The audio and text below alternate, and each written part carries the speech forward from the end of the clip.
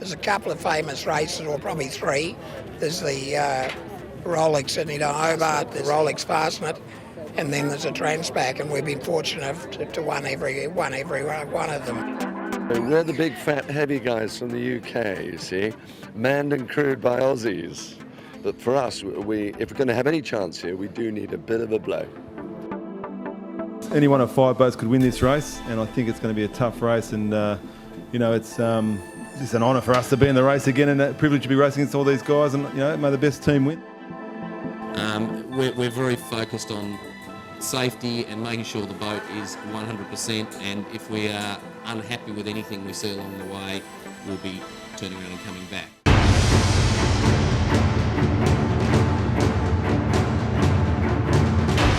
Hi, I'm Nikki Bethwaite from Sydney, Australia for BoatsOn.tv, reviewing the 65th Rolex Sydney to Hobart Yacht Race. It's going to be a spectacular event because it's the first time in the history of the event that 7 Maxis raced each other to Hobart. And now I'd like to introduce you to Matt Allen, Commodore of the Cruising Yacht Club of Australia.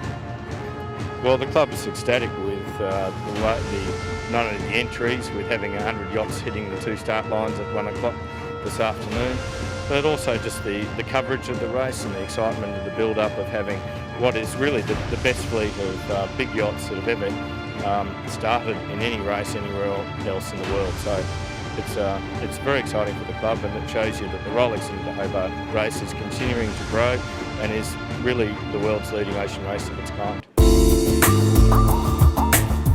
Boxing Day in Australia dawned wet and overcast in Sydney, and the action started early at the Cruising Yacht Club of Australia as the boats go through final preparations for the big race of the year. We spoke to a number of the skippers. We're talking to Mike Slade, who is the very popular skipper of ICAP 11. Yeah, not with that crew, I'll tell you that for nothing, Jeff. Yes. You certainly are with the media, Mike, put it that way. Now look, I've just been talking to the Commodore, and the Commodore is betting you in. Well, I gather we're 4 to 1 against on the betting market, and we've all put a big wager on ourselves, but that could be just stupid, couldn't it? No, it doesn't necessarily mean to say we're going to do any better.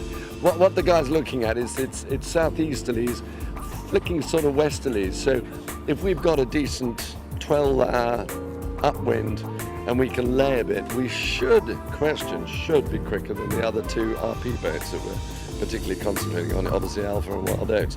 Now, if that at least keeps us with them, you're in the hunt, aren't you? So we're the big fat heavy guys from the UK, you see, manned and crewed by Aussies. That's what you need down here. Well, you've got the best of both worlds, haven't you? Well, I don't know about that. So I was very amused to hear that the weather has been predicted very much by, they're using in Oz here now, a UK model. And I listened to this with some trepidation because I'm not certain the UK model's ever done it right anyway. So I don't know what Barry yesterday was talking about.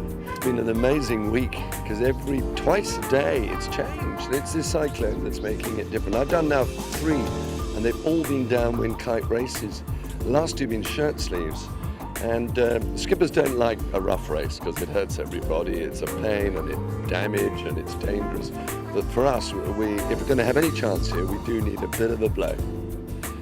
And it's interesting that all the big Maxis, apart from ours, are down in the Southern Hemisphere. So we've got to come down here and play with you guys. So that's what we've got to do. And we're very happy to do it. We're delighted to be here. And they're calling it the Magnificent 7. So. I know, great. I wish I had the tape. I could play it at the start. Good luck. Thank you. It's going to be a fantastic race. I think it's going to be one of the really classic ones. You're going to see a lot of changes of lead. And again, it's difficult. We're out, they're in, they're out, we're in. And it's going to change. And then you come to the Derwent and all hell could let loose. We just don't. It's looking a bit difficult down there, but that depends on the time of day we get there. The record in this race is very hard to beat because to get there before 7 hours 40 in the morning Monday AM, it's going to be dark. And as we all know, rivers are quiet at 4 or 5 in the morning. There's no breeze. So it's a hard record to get because you've got to get, through that airless bit drifting up the Derwent River to actually get up into Constitution Dock. But it'd be nice to be there. Hey, we didn't come here to mess about. Of course, I didn't spend that sort of money. My mother didn't send me here all this way to mess about. We haven't done quite so much in the med with a big boat, but we raced the Mini Maxi, and Mallorca, won one regatta there, and then we took it to Mini Maxi Worlds, so Sardinia won that, so we had a good trot with that boat, and then we took the big boat to Transpac, and that was a exciting time. We did, I think we took 22 hours off the record and won the race, so that was a nice race too. Brought the boat back down, then we did the coastal race from Auckland to Bay of Islands, and once again broke that record, so we've had a pretty good trot. All we've got to do now is go and do Hobart and we'll be happy. These boats are very fast, they're light, and you can launch them off waves pretty easily. So I think part of the trick is knowing when to back off and when to push. So what have you done to the boat this year? Any changes? Not really, there's always little changes all the time. Sail configurations, quite different for Hobart to what we use in the Transpac, but no major changes on the boat. So what's planned for next year? At this stage we're unsponsored unfortunately, and we're just looking to get a sponsor so we can go back to Europe. What about the Australian circuit? You're not? No, not interested. Back into the Med? Yep, back in the Med, and that's where we want to sail. What about your other boats here? The little boat's up there, it's for sale, and we've got 2 or 3 quite interested parties on that, and I think that'll be sold before the season opens. And then we'd like to come with a new boat for 2011. What size? Probably Mini Maxi.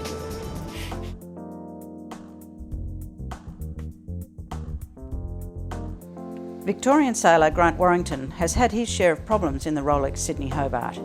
In 2007, the top third of his mast broke off in Bass Strait and he sailed jury-rigged to the finish.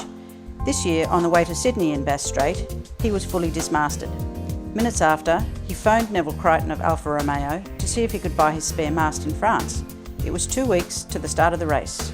I think it's a hell of a gamble. I mean, logistically, to get the rig out of Europe and then get it into the boat in 10 days, I'd rather it be him than me. I mean, I wish him all the luck, but I think he needs more than luck in that shorter time. It's been quite sporting of you though to sell the mast to him. I haven't told you what he's paying. No, that's not the case. It's what it's worth, but if we can get another boat on the starting line, suits me fine. The rig will be safe, but I mean, the amount of boxes you've got to tick to get firstly the rig is in La Ciotat, it's got to be cut in half, it's got to be transported from La Ciotat to probably Marseille, then shipped in an aeroplane from Marseille to either Paris or London, and then shipped here and make sure all the connections work. And then when it gets here, he needs to have a team of people ready to make it work. I mean, where he is fortunate, we've got quite a few older sails that I've said he can have and recut that will fit the rig.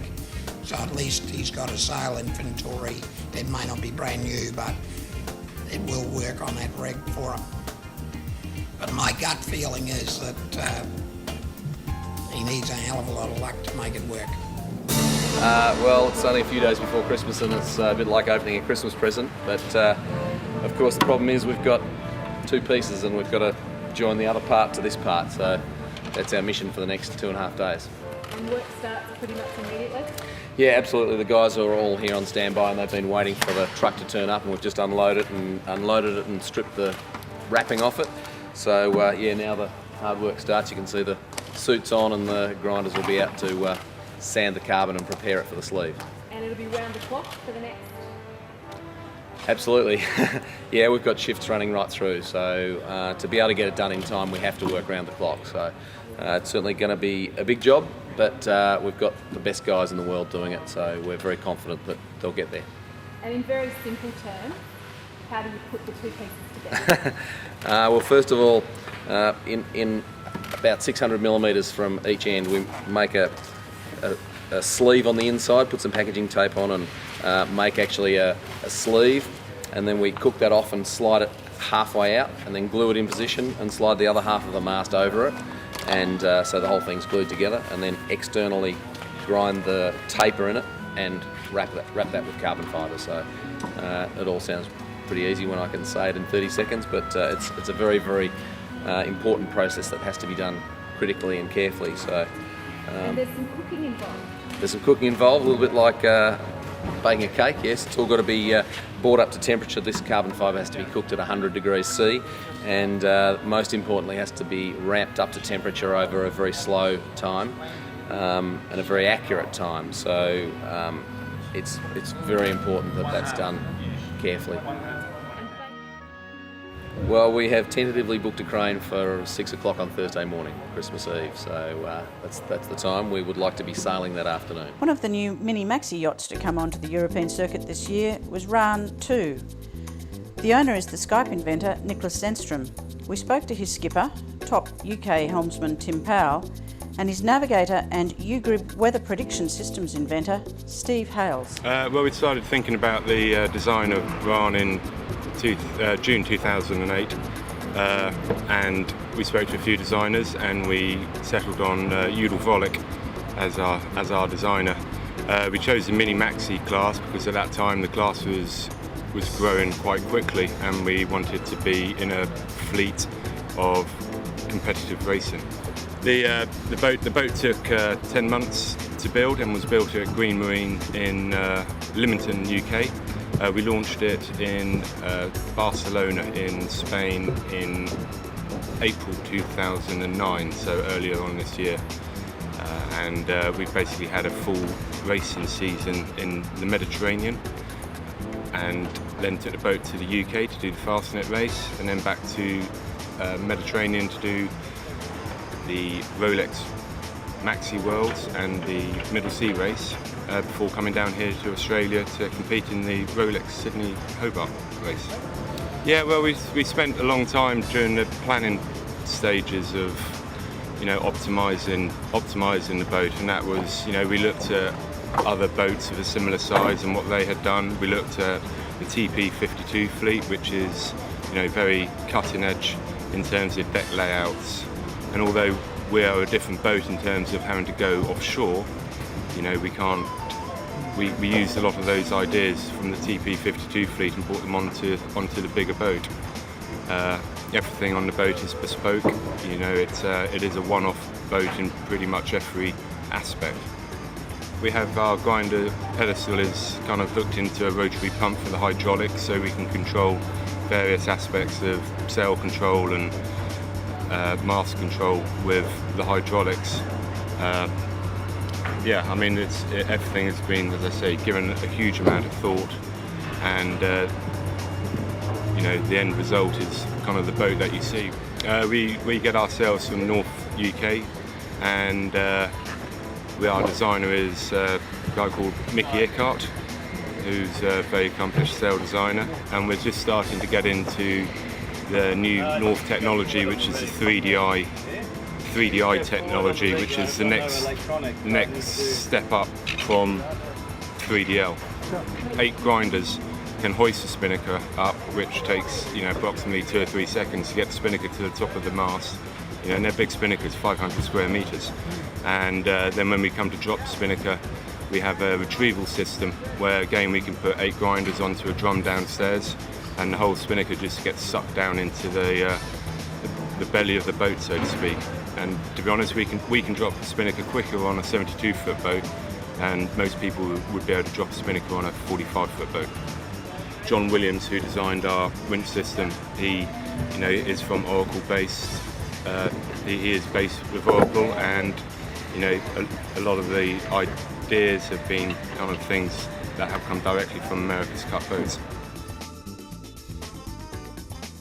UGRIB was a bit of software we put out there with a colleague of mine, Marcel Van Triest, who's another navigator, and we sort of put the thing out there ready for free just to see how it would go, and it's been a very popular service, and we've sort of turned it into a bit of a commercial product now, and we do a lot of high-end support for things like Volvo Race and the Barcelona World Race. So actually we're going to provide a system for all of the competitors there.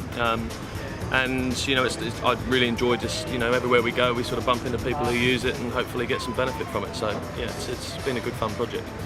it's a big commitment to bring the team down here. There's sort of 30 of us involved with shore crew and sailing team and things. So, but the owners and the guys who run the team really wanted to take on the Hobart race. Obviously one of the classics, and we're trying to tick them all off. So it's a lovely time to be down here, and our native England right now is freezing cold. So we're all here enjoying the sun, and really looking forward to a competitive Hobart race.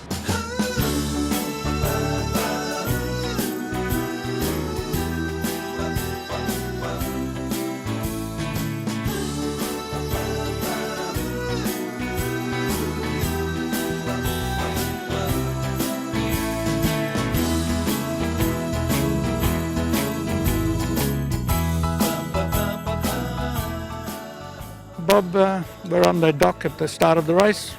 What's your plan for this year, mate? Jeffrey, well, as you can see, the weather's a little bit inclement, but we're going to give it our best shot. We don't quite know what's going to happen out there, but we'll play it by ear, and I think, we're well prepared. We've got a good, excellent yacht again this year, and we're out to vigorously defend our title. I believe that you've been doing high altitude training? Yes, high altitude training in the Andes for elite athletes. I've been over there for 7 weeks, and don't I look fit now? No, the truth be known, mate, I had to pay the wife off. She said, "You're going to take me to South America." But anyway, it sounds the first story was the best story. Any changes to the boat since the last race? Not really, just probably a slightly different sail plan than we had last year. We've finessed that a little bit, so we think we're in better shape than last year. We've certainly got a great crew. We're fully ready to go, but this is a very competitive fleet this year. This is probably the most competitive that I've ever sailed on. I've sailed since the late 70s, off and on, for 19 times, but this clearly to me is the most outstanding fleet, even though there are 100 yachts. So, we had 100 yachts last year and we were able to take the money. We just may do it. Who knows? This boat was new a year ago. Completed construction about a month before the race, and I went out very unprepared and ended up 7th. Good result for a boat untried. We've since then changed the boat, changed the crew, changed the sails, made lots of little optimizations, and it's been really good. The weather briefing was about as vague as the weather is at the moment. There's troughs and ridges are all very unpredictable by the computers, so the weathermen tend to be a little bit vague with their information, and I think the weather itself will be a little vague. It's not really the way the troughs move. It's very unpredictable, and so we're kind of just preparing the boat for everything. As always with the Sydney to Hobart, there's an element of risk and there's an element of luck, and all we can do is put our best foot forward in terms of crew work and sails and boat preparation, and then after that let God sort it out. I think we've been spoiled in the last few years. It's been nice sunny starts and fairly fair sailing, so this is a bit back to the old Hobarts where you get a bit of wind and rain and the breeze out of the south, and with a strong front coming through yesterday, we're going to see quite a lumpy chop off the heads and down the New South Wales coast, so it's going to be quite bumpy, so that might even sort a few of the boats out in the first 50 miles. Well, as far as the boat is concerned, have you done anything to it since last year? Yeah, we've added a couple of new sails. We've been developing the main and a couple of spinnakers through the Evolution Sail Loft, and they've come up with some really good shapes that I think will give us a bit of an edge. We've got a new square top main, which is much more powerful, so in the lighter breeze that's going to be a weapon. We're not sure that's going to be a handful though in the heavy breeze, so we've got to learn how to reef it pretty quick, because if the breeze comes up, we're going to tend to be a bit overpowered, so we're going to have to hook into getting a reef in quickly. Well, it's sort of looking a little bit your way, isn't it, really? Yeah, I think so. With a lot of hard reaching, that favours a boat like mine. In the 50-foot range with a canted keel, we can power it up pretty easily and hopefully get our time on some of the other boats. So I think the conditions are good for us. We've just got to get through the first 12 hours into the lumpy seas and not smash the boat around too much, and then we'll look for some power reaching across Bass Strait and down the Tassie coast. We've secured the boat in January of this year, and we do youth development weeks on the ocean, taking less fortunate kids out, showing them a taste of sailing and a taste of ocean life. It's remarkable to see the change in these kids from the day they get on to the day they get off. They're different people. And part of this program, we also do as many offshore races as we can. We're lucky enough for the Sydney Hobart, 25 years since she won it, we're lucky enough to have kids of the original crew on board. We've got Peter Blake's daughter, Sarah Jane, Conrad Gundry, Simon Gundry's son, and Sam Craig, Gotti's son. So these three young kids, well, 18 through 26, are really holding their own. We've been training now for about 6 months, and we've built a team of 21 crew. So we're a little bit shy of the 27 that went down on the boat in '84. But yeah, with modern sails, we're hoping not to do as much work. Forecast is looking reasonably favourable for us. It's upwind, so yeah, all these downwind sleds won't get the chances to run away from us. But yeah, no, we're really excited. We've done a lot of planning, a lot of prep for this, and it's just good to be here in Sydney, ready to kick off on the 65th Rolex Sydney Hobart.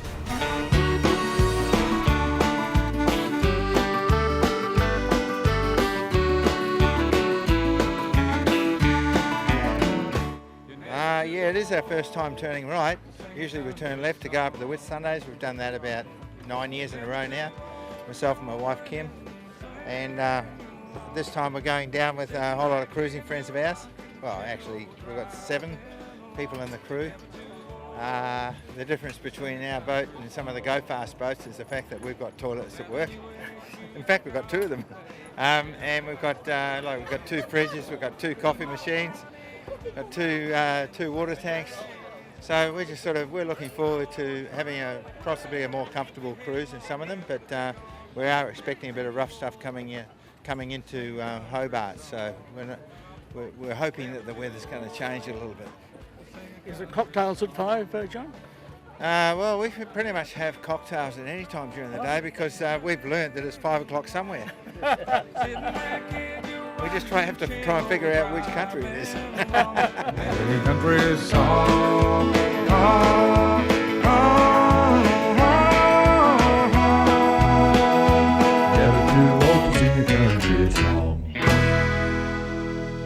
Well, I think this is going to be a very unique race. We have 8 Supermaxes on the same starting line, which is probably the first time ever in the world. And we just thought we had to be part of that. I also think that the digital space is changing and taking over. We're looking at digital media as being probably the most powerful media available today. And what it does for us is it allows us to bring the story to the global public. It's always been a problem with yachting that, when my boys score goals in the middle of Bass Strait, nobody can see it. And hopefully, using the new technology, we'll be able to communicate much more actively and bring the story of 21 people to the global audience rather than the story of 1. Less than 1 billion people who have internet, about 350 million people in the world who have broadband, but there are 4.4 billion people who have mobile phones. So in my opinion, the digital space will evolve into a mobile phone with additional screen options. And so that's our vision, and therefore we have spent a lot of energy working to become the #1 company in mobile application in the world. So, I feel we're like opening a Pandora's box here, and we started being part of a revolution. I mean, the revolution has been going on the shore for a while, but now we're looking at a revolution where the global audience can follow every single person's global adventures and people living their dreams. And I think it's very inspirational.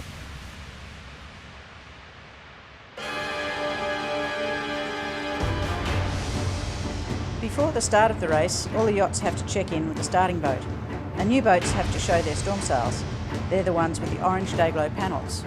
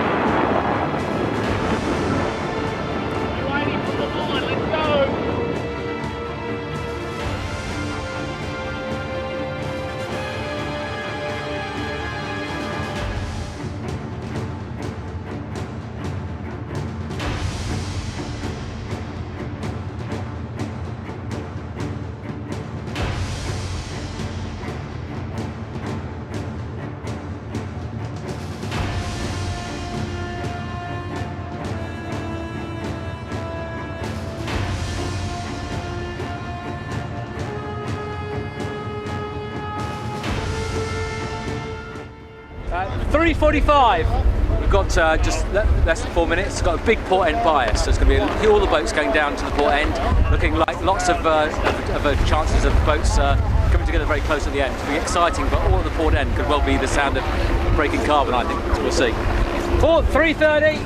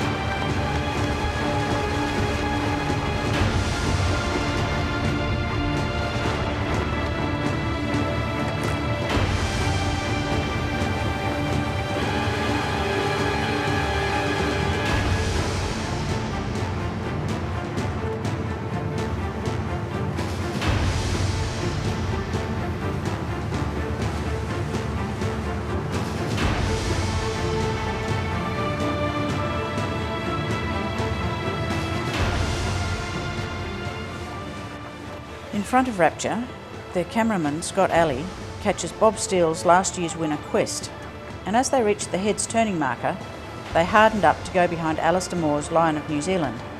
And as you can see, he made the move too early as he speared Lion in the stern, dislodging their life ring, bent a stanchion, and luckily not breaking his bowsprit. Bob immediately notified the race committee and did a 720-degree penalty turn.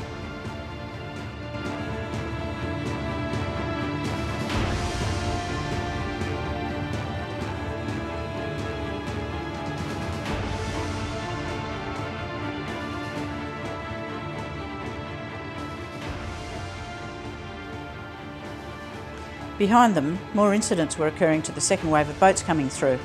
You can see the skipper of 97 indicating to the boat behind that crashed into them to do his penalty turns.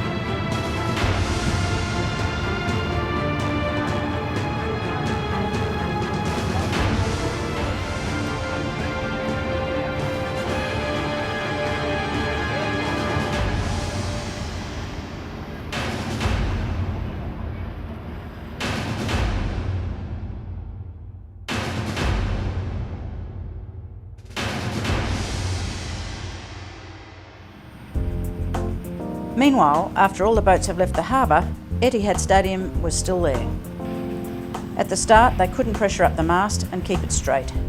The fitting of the new, longer mast made the blocks that manage the 15-tonne forces on the mast push it out of alignment, so it could not face the rigours of racing at sea. As you can see, the headsail will not set properly, so they went home to fix the problems and set up for the Coffs Harbour race a week later. A case of so much to do and so little time.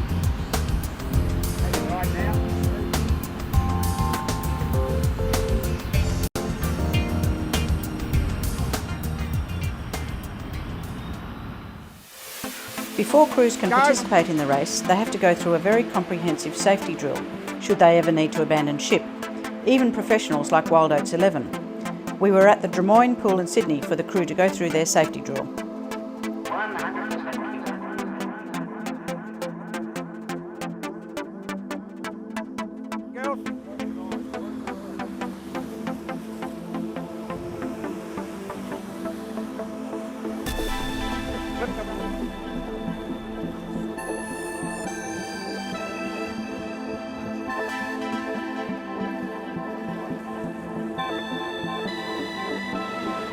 Righto, first lot in, other lot round the side.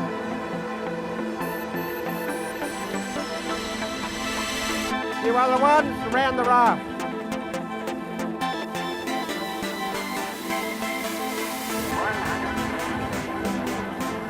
Be careful with him, he's suffering from severe hair loss. We do it every year before the big races. It's just reinforcement, that's all it is. The biggest cause of accidents and losses in the marine environment is complacency, and that's one thing we are not in this team, is complacent. In this year's race, there are 3 solid 67-foot yachts that are part of the British Defence Service's Operation Transglobe, which pits them against each other in a global sailing challenge. Yeah, they're steel boats, 42 tonnes. They were built down in Devonport, where we refit our submarines and refit our surface ships, maintain them down there, built by DML. And they were built, as you say, for the first of the Shaved Lives projects, the Round the World Race the Wrong Way. So on handicap, they're not great. They're especially compared to the likes of your Sydney 38s and things like that. But we're not racing on handicap. We're level pegging the 3 boats. They're all the same, and we'll see what happens when we get there. The boats are owned by the Ministry of Defence, and they're a fixed asset, so that's not going to change wherever they are in the world, really. And the crews pay for their flights, and they pay for their food and accommodation when they're out here. So as far as that's concerned, the cost to the government for this has been fairly low. In fact, I would almost say zero. But what it has done, and the benefit it's given, the teamwork, the esprit de corps, and the opportunity. I've got some guys on here, as Pete has, who are just back from operational tours. As always around the world at the moment, everyone's working very hard, especially in the military as well. And we've got guys on board who have done a lot of operational tours out in either Iraq or Afghanistan. And this is a great way to actually allow them to sort of just do something that reminds me what else is available in the armed forces. We've got a guy with us that works with guys who have had incidents with IEDs, so improvised explosive devices, and lost limbs out in theatre, and he'll spend his day working with those guys. So to be able to bring him away to something like this and actually give him an experience like this is fantastic. And the guys who are just working extremely hard on the front line, and then you turn around and say it's Sydney, it's in the summer, it's doing something fantastic, and a once in a lifetime opportunity of Sydney Hobart, it's absolutely fantastic, and it is totally worthwhile to see the looks on people's faces when we're actually achieving this, and that then gives them something to then go back to, and actually they can remember that as they're sort of going back out to Afghan and working hard. I was privileged to be the mate on adventure. The skipper was a guy named Charlie Roberts, Royal Signals.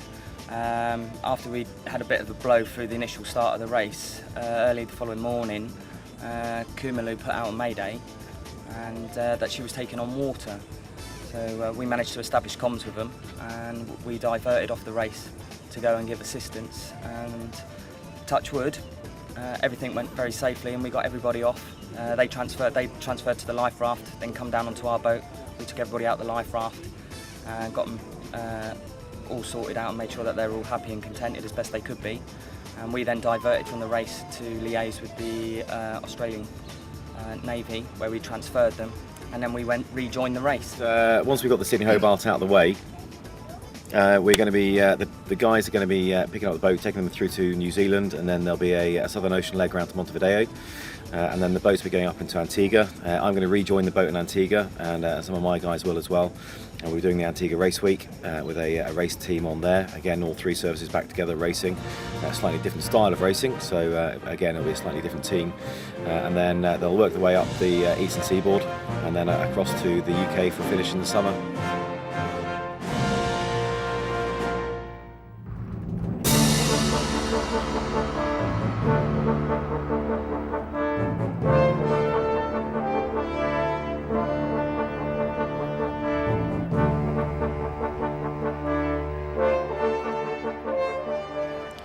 While the fleet are having all sorts of problems, Hobart is readying itself for their arrival with the Taste of Tasmania Festival. This is held in Salamander Place next to the waterfront.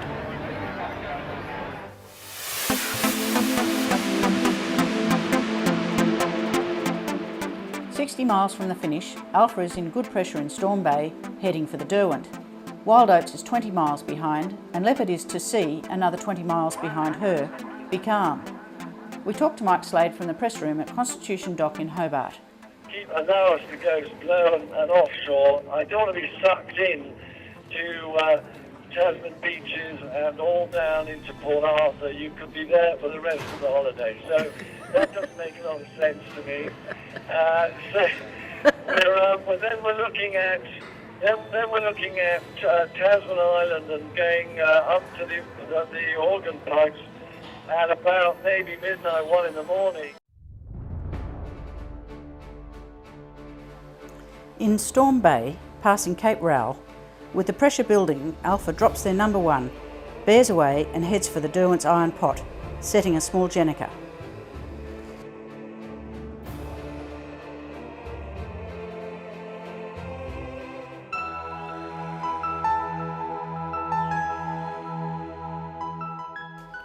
With dusk rapidly falling, Alfa Romeo has ghosted into the Derwent River on a light northerly breeze, and a large spectator fleet has arrived to welcome her to Hobart and to follow her to her historic finish.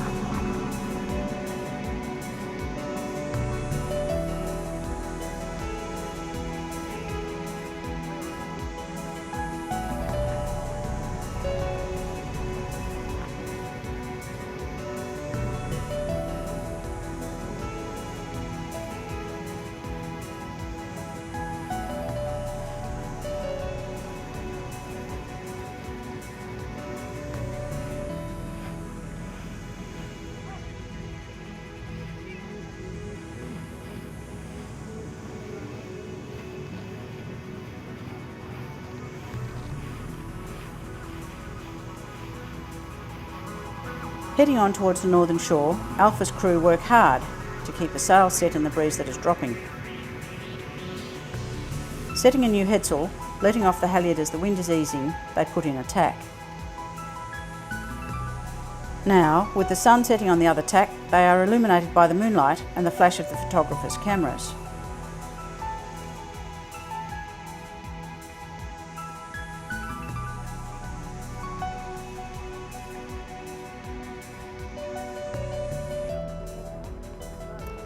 It's a surreal sight as Neville Crichton's Rycle Pew 100-foot canting keel flyer closes on the finishing line of the 65th Rolex Sydney to Hobart Yacht Race, a race that has seen all types of sailing.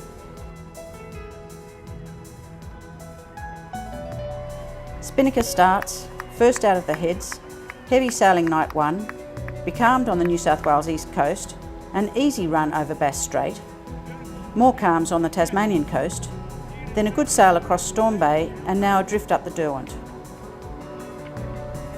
Not big boat weather, but a highly tactical race won by the Alpha crew that have over 142 Hobarts between them. And together, ladies and gentlemen, for the winning skipper is the Neville Crichton, owner and skipper of Alpha Romeo.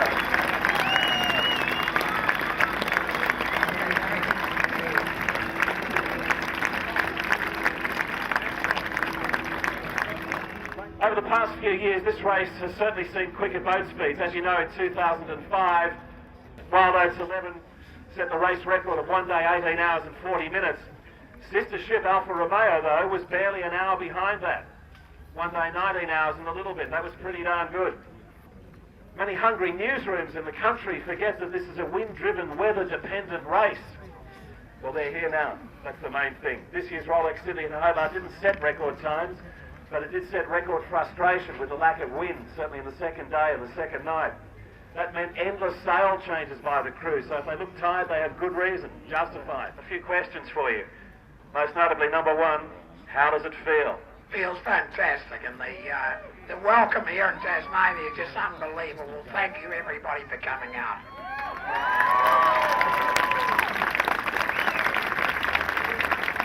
You always said it didn't have to be first out of the heads in Sydney, it had to be first into Hobart. You've been able to do both, so that must be a sweet glory.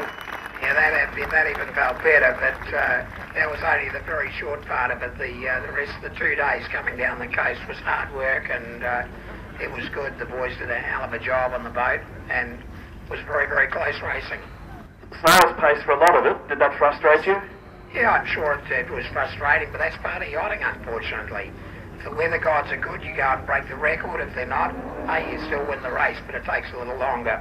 Mike Slade of Leopard and also Mark Richards, Wild Oats 11, were hot on your keel several times. I think the lead did change a couple of times. Got any message for them, especially Rico? Where are they? Well, a bit tired, but fantastic. Yeah, it's such a great feeling to win the race, and to come back with a crowd like this here was just unbelievable. This is 4 years old now. We've won, I think, something like 146 races in the boat since we've had it, so it's been very, very successful. Do you think the 100-foot rule should go higher? No, absolutely not. I think the cost of building them has sort of got out of control a little bit. If anything, I would choose to go a little bit smaller to probably 80 or 90 feet. Really? Yeah. And the boat like that is capable of winning the Hobart? Absolutely. You've won over 140 races now. I just wonder whether that cup there takes pride of place in the house? Yeah, I think it does. I mean, there's a couple of famous races, or probably three. There's the Rolex Sydney to Hobart, there's the Fastnet, the Rolex Fastnet, and then there's a Transpac, and we've been fortunate to win every one of them. So it's been very good. How does this compare to your previous win in 2002? Well, I think this is sweeter. It's a lot closer racing, and I think we had it to ourselves. This race, there was probably 5 boats that could win the race. So at no stage it was ever going to be an easy race. Have you got room for that cup at home, have you? I make room. Would you be interested in coming back and trying to replicate the four in a row the way Wild Oats 11 has done? No, I mean they've virtually had it all their own way in the last 3 years, And this race really is the first race they've had some serious competition, and that proved the point. Were you a little worried this afternoon? They made up a bit of ground, I think. No, not really. I don't think they got within 12 mile of us, so that wasn't a problem at all. We're more worried about leopard, to be truthful, than wild oats. Were you worried when they went to sea?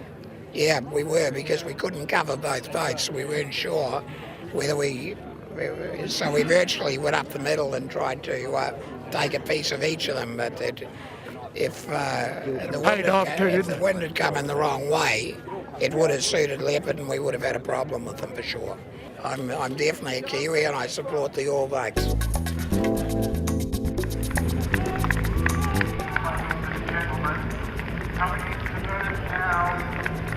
One of the true legends of the Rolex, the Hobart Yacht Race.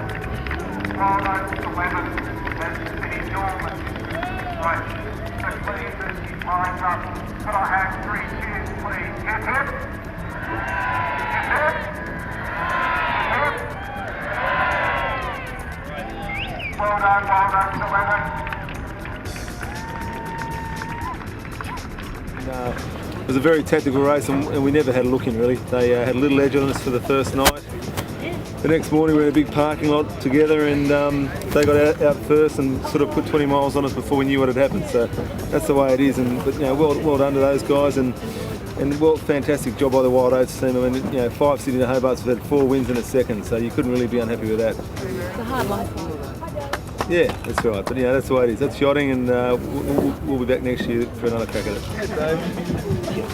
Excuse me, mate.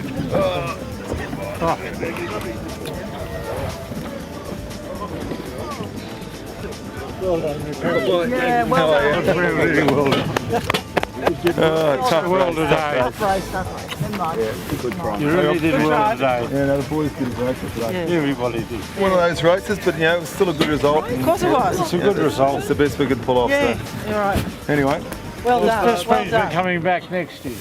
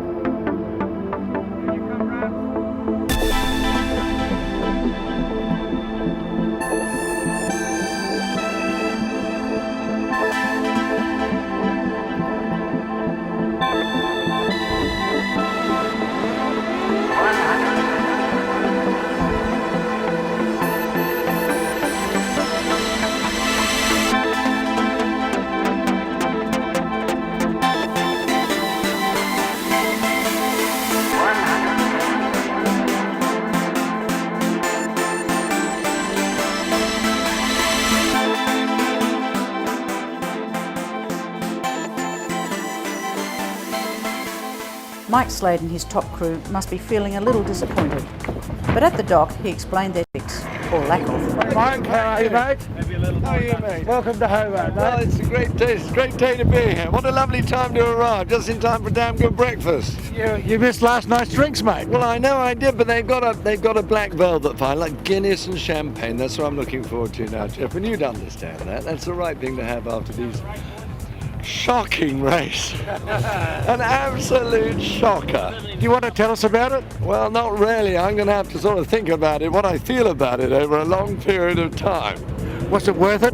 It was always worth it. But you know, when Napoleon turned up at Waterloo, he was in for a bad day. He had a bad day at the office, didn't he? Well, I feel a bit like that. It was one of those bad days you get. No, it's a fantastic race. Fantastic race. And well done, Alpha. Bloody marvellous. But we took a big gamble down the eastern side, and it didn't pay off, so we got really punished, and it just got worse and worse and worse. Well, we went offshore.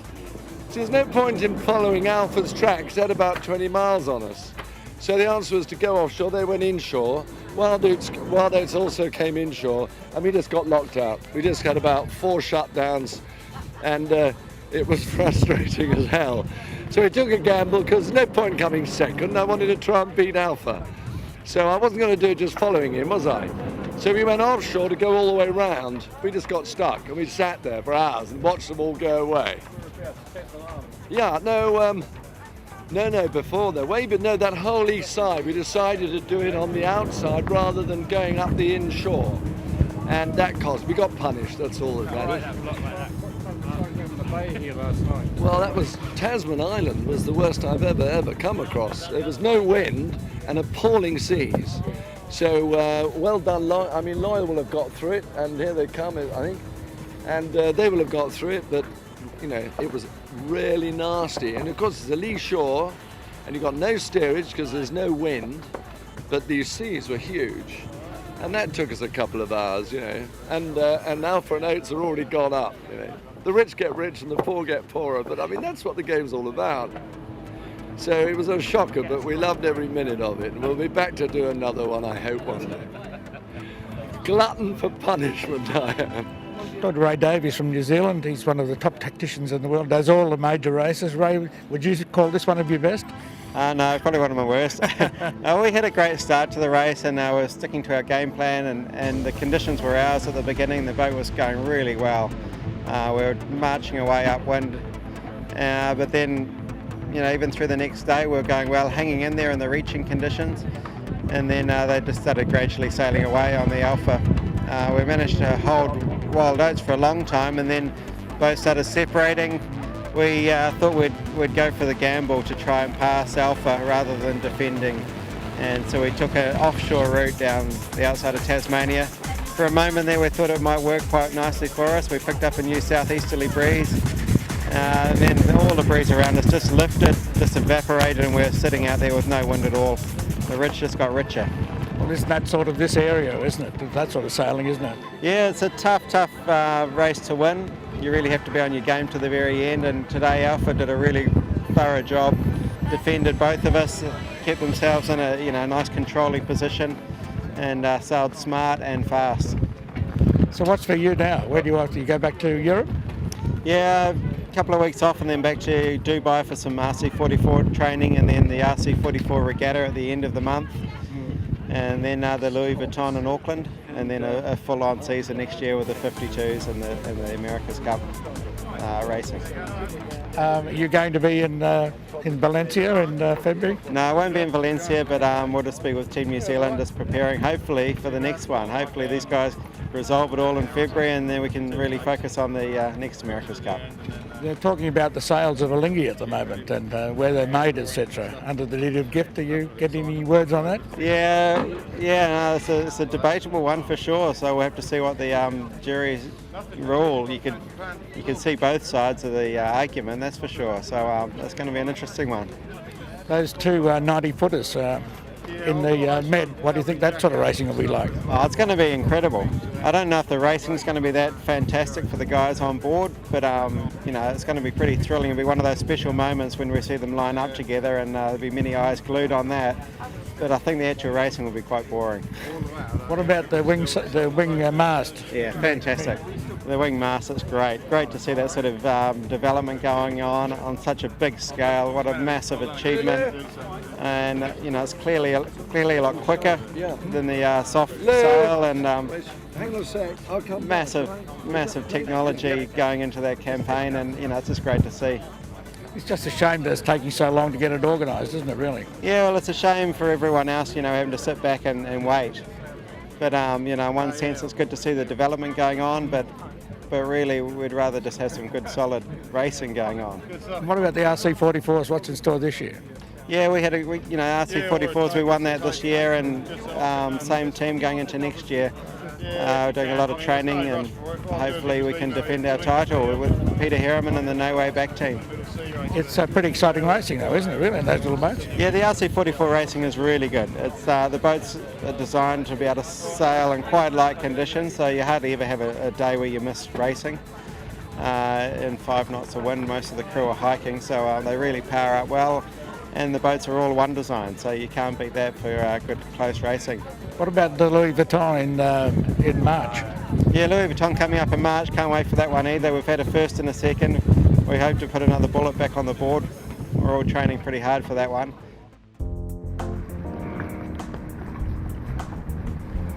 Like the rest of the fleet, Rhine 2 experienced the holes in the pressure, and in Constitution Dock, owner Nicholas Zenstrom explains. How did you enjoy it? It was sometimes very frustrating because it was a very, very complex race. The weather forecast changed a lot.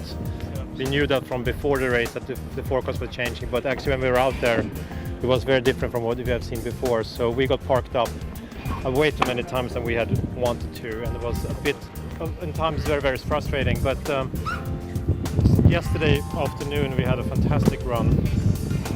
We were reaching and were peaking up maybe 24 knots of boat speed, and it was just very, very nice.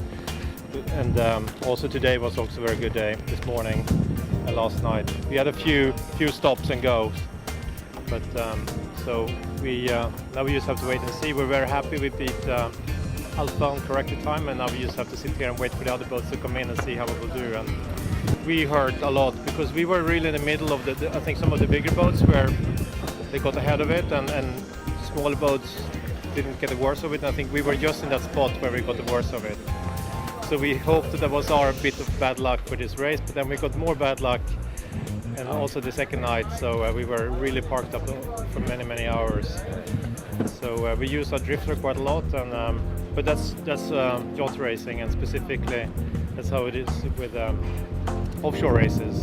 You have to avoid those unlucky events as much as possible. What about the boat itself, Nicholas? Were you happy with that? Yeah, the boat performed very, very well. So we had no problem whatsoever. And we had spent a lot of time putting reef lines in that we never used. Were the sails okay? Yes, all the sails work very well. We just had the tack line came off twice, but no problem. We had a fantastic run yesterday. There was excellent sailing. We were reaching and averaging 18, 19 knots and topping at maybe 24 knots, and it was just fantastic. I think everyone in our team are very focused, and no one is giving up. And I think we were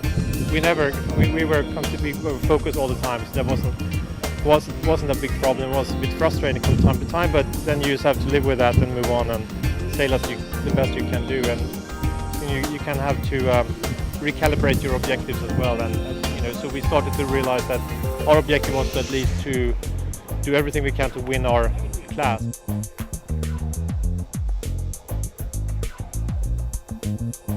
Yeah, it's been a tough race. I mean, certainly not in a typical Sydney Hobart fashion. I mean, I've never had an easier crossing of Bass Strait. It was very pleasant, and all that side of it was very nice. But yeah, mentally pretty hard.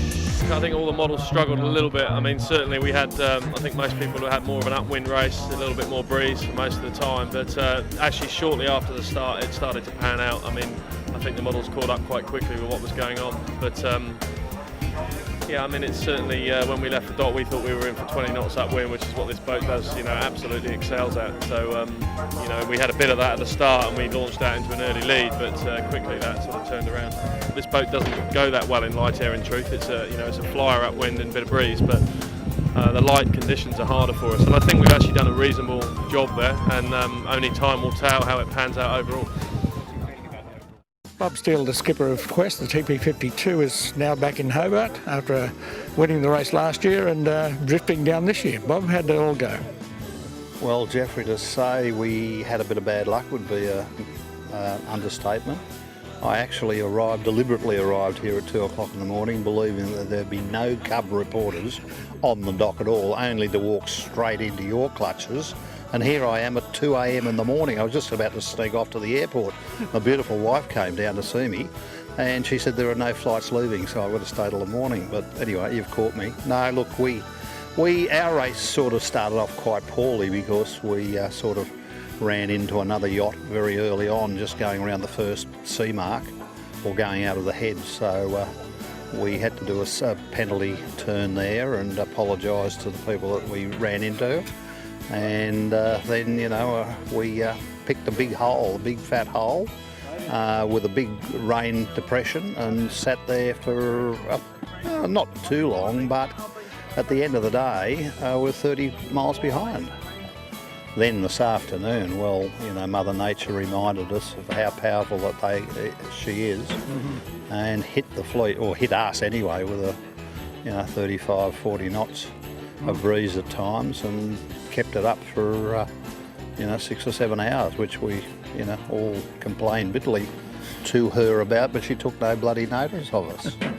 And the river, what was the Derwent like tonight for you? Derwent was good until we got here, just about the casino, and I thought, well, I might as well walk in there and I might have a bit of luck in the casino. I had no luck in the racetrack.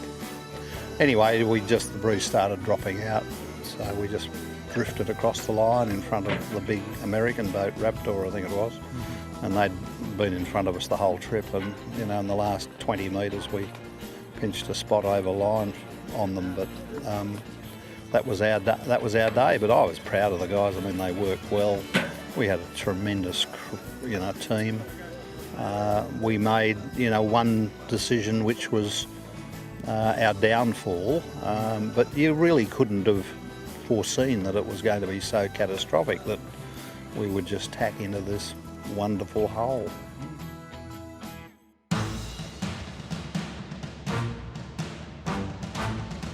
Jeff Nolan, skipper of Rapture, the cruiser racer Far 100, had a full crew of boat owners. He reflects on his race. Frustrating race for us. It was definitely a strange Hobart.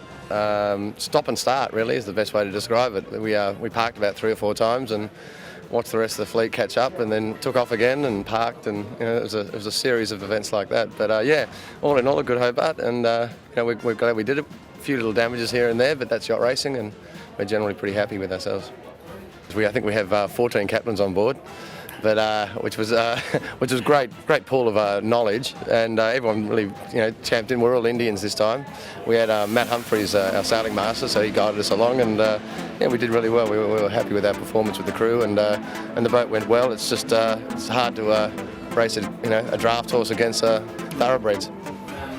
We're halfway across the infamous, notorious Bass Straits, and now I could be wrong here, but I think we've got a bath on board. There's not many yachts ever to have done this race with a bath, and to have a bath in the Bass Straits, I reckon this could be a first. We're a charter boat also, so we're available for charters here and there. So we're hoping that this will create a bit of interest and spur us along. So what about the crew? How many have you got on board? We're a crew of 21 total, and one female, our chef. I'm the chef, Anita. I'm at Rapture. I've been on the boat since a year now, and we've been doing a lot of deliveries, but cooking for 20 people is a bit different, especially 20 big boys who are actually really hungry, spending 4 hours on the rail. So it's a hard call for them. And at the end of the trip, they were quite hungry, so they're coming in as wolves. You gonna do it next year? Oh, definitely not. And we had up to 40 knots. We ripped our main, blew out a staysail block and a few little things like that. So we were limping along for a little while, but recovered from that. And we recovered and got back on track. And that, it was certainly we didn't expect it to be that strong, but I think it caught everybody out around us actually, all the TPs and everything. You're never too old to sing a country song. You're never too old. The 2 coffee machines are still working. I'm about to have one. But it'll be mixed with rum. You're never too old. Never too old to sing a country song.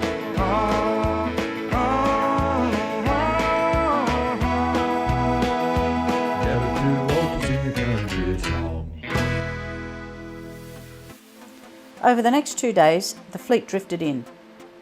The overall winner of the 65th Rolex Sydney to Hobart Yacht Race was Too True, a Far-designed Beneteau 40. The Tattersalls Cup was presented to the owner-skipper, South Australian Andrew Says, from the Cruising Yacht Club of South Australia.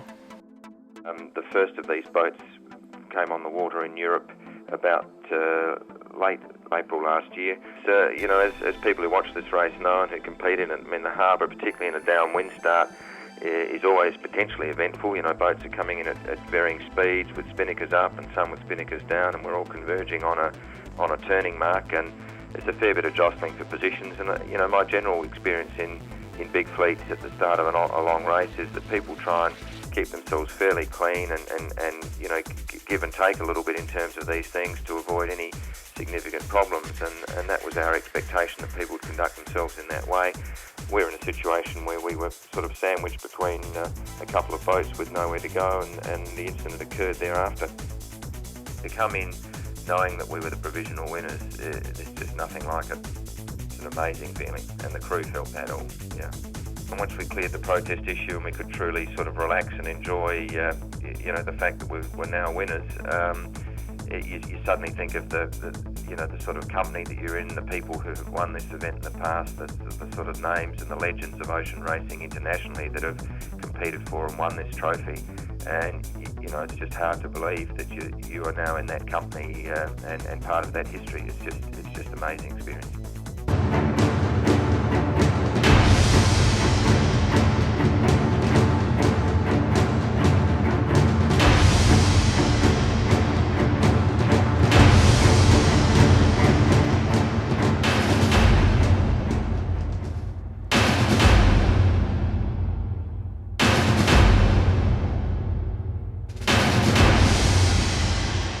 It's the Sydney Hobart race. Everyone's got to do it.